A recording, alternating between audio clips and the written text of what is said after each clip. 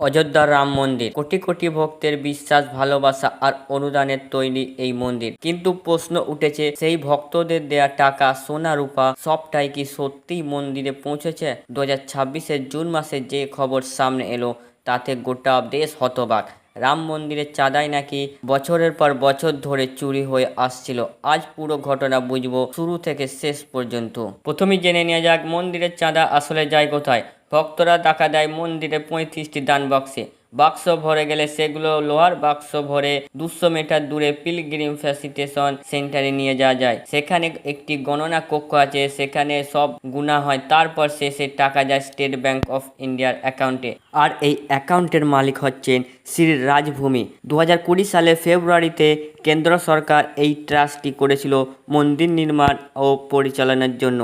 15 সদস্যের এই ট্রাস্ট সবচেয়ে শক্তিশালী নাম হচ্ছে মহাসচিব চম্পত রায়, বিশ্ব হিন্দু পরিষদের প্রাক্তন সহসভাপতি। বলা যায় মন্দিরের প্রতিটা সিদ্ধান্ত তার অনুমোদনে চলত। এবার আসি আসল বিষয়ে। অভিযোগ, চম্পত রায়ের ব্যক্তিগত গাড়ি চালক রামশঙ্কর যাদব, তাদের হাতেই তুলে দেওয়া হতো রাম মন্দিরের দেখভালের ভার। চাঁদা গোনার জন্য নিয়োগ করা হতো একটি বেসরকারি সংস্থা। আর এখান থেকেই শুরু হয় আসল গোলমাল, এমনটাই অভিযোগ। তদন্তকারীদের দিয়ে সংবাদ মাধ্যম বলেছে, গণনার সময় 1000 নোটের বান্ডিলে 12-13টা রাখা হতো, কিন্তু হিসেবে দেখানো হতো মাত্র 1000টা। বাকিটা সরিয়ে ভাগ হয়ে যেত কর্মীদের মধ্যে।